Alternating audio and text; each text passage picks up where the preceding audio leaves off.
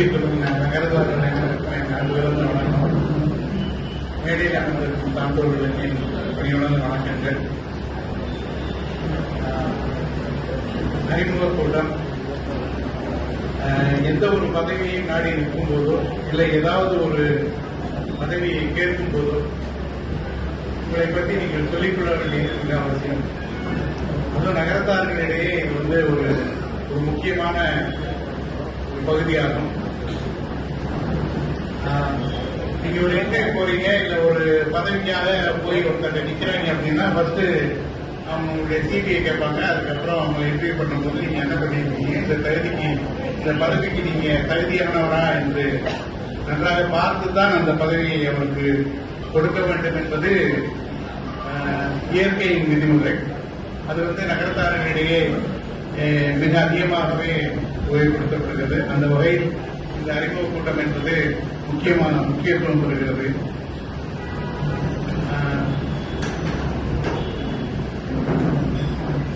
என்னை அறிமுகப்படுத்துறதுக்கு முன்னாடி ஒரு சிவி கொடுக்குற மாதிரி எல்லாருக்கும் ஒரு புக்கு கொடுத்துட்டோம்.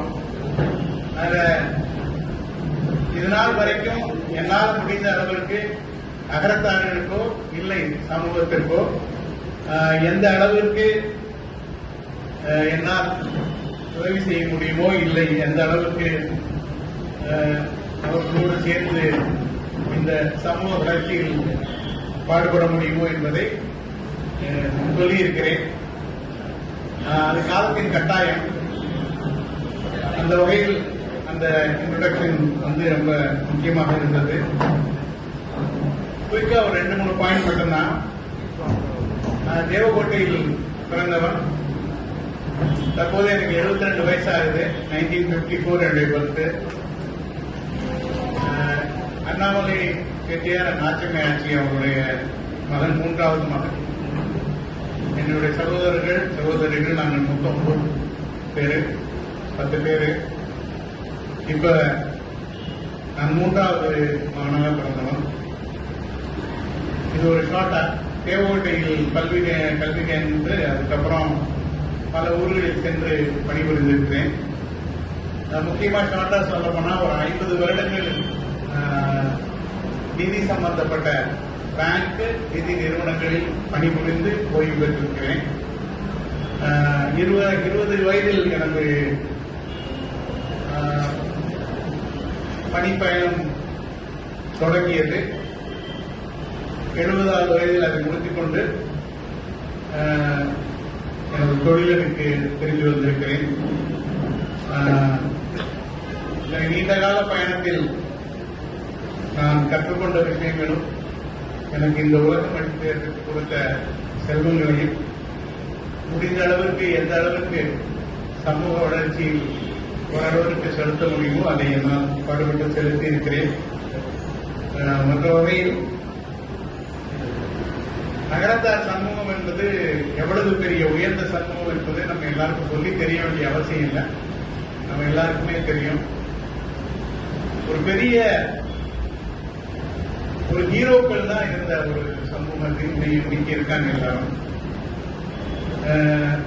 பண்பாடுல இந்த உலகத்துக்கு ஒரு வாழ்க்கை முறையை கற்றுக் கொடுத்த ஒரு சமூகம். எப்படி வாழ வேண்டும், ஒரு உணவு அருந்துவதிலிருந்து ஒரு டெய்லி நடவடிக்கையில எப்படி நடந்துக்கணுங்கிறத நடந்து வாழ்ந்து காட்டிய சமூகம் இது.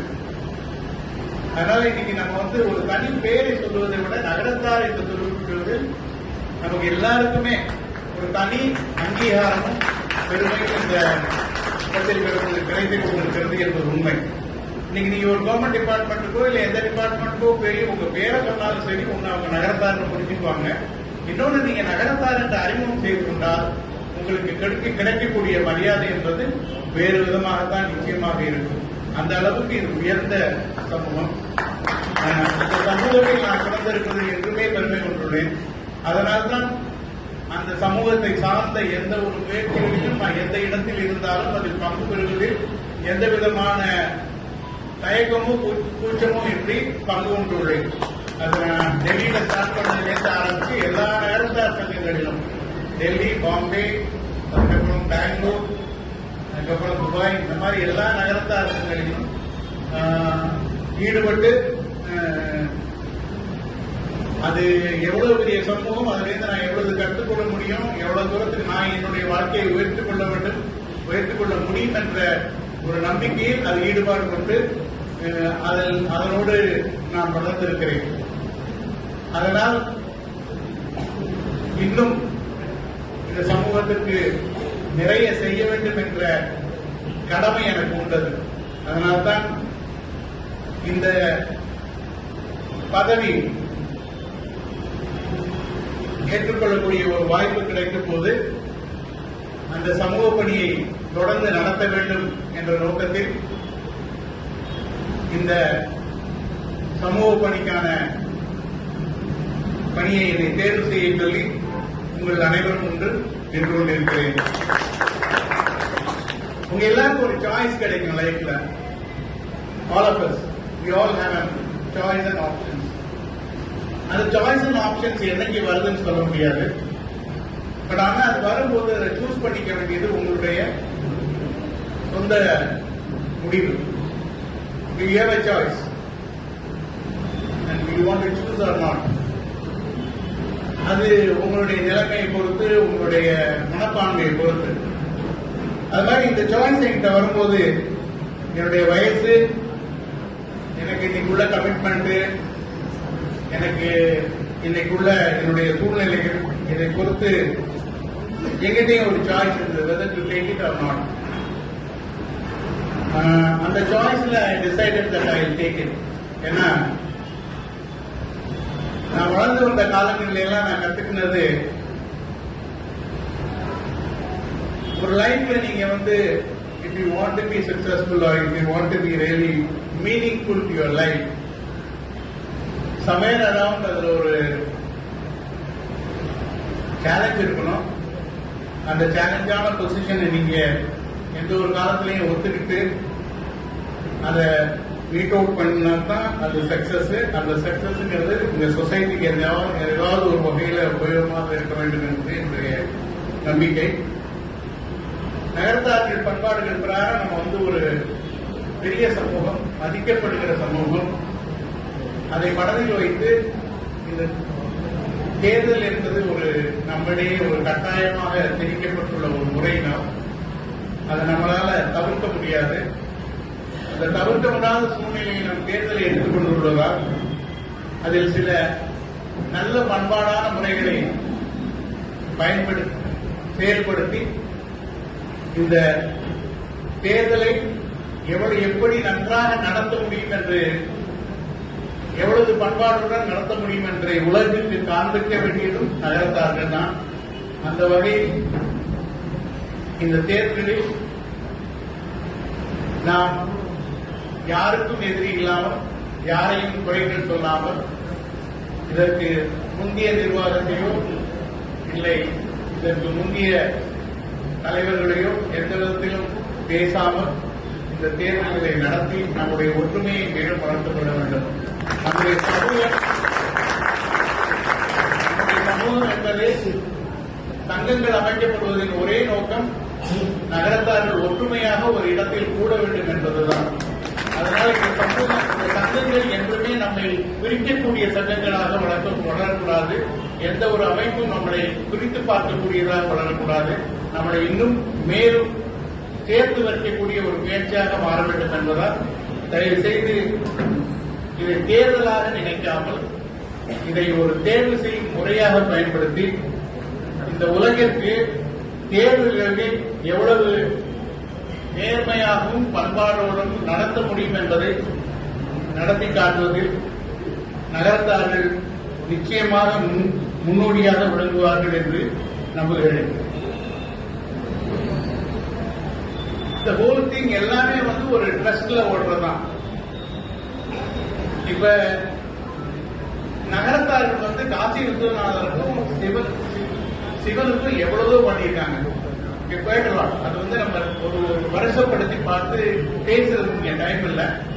ஆனா நிறைய பண்ணியிருக்காங்க, நம்ம எல்லாருக்கும் தெரியும். என்றாவது ஒரு காலத்தில் அந்த சிவனுமே நமக்கு திருப்பி கொடுக்கணும். ஏன்னா அவர் நம்மகிட்ட இருந்து நிறைய வாங்கிட்டு இருக்காரு. நிறைய பெற்றுக்கிட்டு இருக்காரு. கிட்டத்தட்ட தங்களுடைய லைஃபே அர்ப்பணிச்ச ஒரு சமூகம் இது, சிவனுக்காகவும் காசி விஸ்வநாதருக்காகவும். இப்ப காசி விஸ்வநாதர் நமக்கு திருப்பி கொடுக்க வேண்டிய காலம். அதை அவர் நன்றாக உணர்ந்திருந்தார். அதன் பிரகாரம் நம்மிடையே இருந்து சென்ற சொத்துக்களை திருப்பி தர ஏற்பாடு செய்தார். ஏனென்றால் இது நகரத்தார்கள் திரும்பி பெற வேண்டிய காலம் சிவனிடமிருந்து என்பது நிச்சயம். அதற்காக ஒரு யாரை தேர்ந்தெடுக்க வேண்டும், எப்படிப்பட்ட டீமை தேர்ந்தெடுக்க வேண்டும் என்பதை அவரே முடிவு செய்து உங்கள் மனதில் வைத்து அதற்கான ஒரு லாயர், அட்வொகேட்டர் இங்க இருந்து நீங்க எல்லாம் தலைவராக தேர்ந்தெடுத்து அனுப்பி வைத்தீர்கள். அவங்களும் அவங்களுக்கான ஒரு நல்ல ஒரு டீமை ஃபார்ம் பண்ணி அதுக்காக வேண்டியவங்க, போலீஸ்ல வேண்டியவங்களோ இல்ல பாலிடிக்ஸ்ல வேண்டியவங்களோ அவங்க எல்லாம் சேர்த்துக்கிட்டாங்க. இது எல்லாமே சேர்ந்து உங்களுக்கு அந்த சொத்து மீட்டு கொடுக்கப்பட்டது. அந்த செயல் முடிந்த போது சிவன் தன்னுடைய அடுத்த நடவடிக்கை எடுக்கும் போது சொத்து மீட்கப்பட்டது. நாம் அந்த சொத்தின் மேலே நம்ம எல்லோருக்கும் நம்முடைய வாழ்விற்காக, நம்ம வாழ்வை வளமாக்குவதற்காக அந்த சொத்து ஒரு சம்பாதிக்கும் சொத்தாக மாற வேண்டும் என்ற நோக்கத்தில் ஒரு பெரிய மார்க்கெட்டிங் இல்ல சேல்ஸ்ல கெட்டிக்காரனான ஒருத்தரை தலைவராக தேர்ந்தெடுக்கக்கூடிய ஒரு வாய்ப்பினை உங்களை எல்லாருக்கும் கொடுத்து அந்த மாதிரி ஒரு செட்டப்பை மறுபடியும் நெக்ஸ்ட் டைம் நீங்க கொண்டு வந்தீங்க. அதாவது ஒரு உலகெங்கு சென்று எல்லாரையும் சந்தித்து நகர்ந்தார்களை சந்தித்து பெருமளவில் பணத்தை திரட்டி ஒரு பெரிய ஒரு கட்டிடத்தை குறைந்த காலத்தில் கட்டி கொடுக்க வேண்டும் என்றால் அதற்கு ஒரு கெட்டிக்காரத்தனம் வேண்டும், அதற்கு ஒரு முயற்சி வேண்டும், அதற்கு ஒரு எஃபர்ட்ஸ் வேணும். அந்த மாதிரி ஆளை ஐடென்டிஃபை பண்ணி அவங்களை செலக்ட் பண்றதுக்கு நம்மள மாதிரி நகரத்தார்களும் வேணும். அதனால நீங்க எல்லாரும் செலக்ட் பண்ணி அனுப்பிச்சவங்க தான் அதை பண்ணாங்க. அந்த செலக்ட் பண்ணி அனுப்பிச்சது சிவனுடைய விருப்பம். அதே அந்த விருப்பத்தில் உங்களுக்கு சொத்துக்கள் மீட்கப்பட்டது. மீட்கப்பட்ட சொத்து இப்போது சம்பாதிக்கக்கூடிய சொத்தாக மாற்றப்பட்டது. அடுத்தது அந்த சொத்து பாதுகாக்கப்பட வேண்டும். அதிலிருந்து வரக்கூடிய எல்லா விதமான நன்மைகளும் இந்த நகரத்தார்களை போல் சேர வேண்டும் என்பதே சிவனுடைய நோக்கம். அந்த நோக்கத்தை முன்னிறுத்தியே உங்கள் முன் நான் நின்று கொண்டிருக்கிறேன். வரக்கூடிய காலம் வளமாக மாறும். Wealth will be converted to wealth back. அதுதான் நம்முடைய முக்கியமான இது. இந்த வெல்த்திலிருந்து வரக்கூடிய எல்லா விதமான வருமானங்களும், இதில் வரக்கூடிய நன்மைகளும் இந்த சமூகத்தை சேர வேண்டும், இந்த சமுதாய வளர்ச்சிக்காக உபயோகப்பட வேண்டும் என்பது நம் எல்லோருடைய நோக்கம். அதுவே சிவனுடைய நோக்கமாகவும் இருக்கும். அந்த நோக்கத்தை உங்கள் அனைவருடைய ஆசிரியருடன் எனக்கு ஒரு வாய்ப்பினை கொடுத்தீர்கள் என்றால் நிச்சயமாக நிறைவேற்றி தருவேன் என்று உறுதி கூறுகிறேன். இங்கு எனக்கு கொடுக்கப்பட்ட வாய்ப்புக்கு மிக்க நன்றி. தங்கள் அனைவருடைய ஆசையுடன், தங்கள் எல்லோருடைய சப்போர்ட்டுடன் மீண்டும் உங்களை அனைவரையும் சந்தி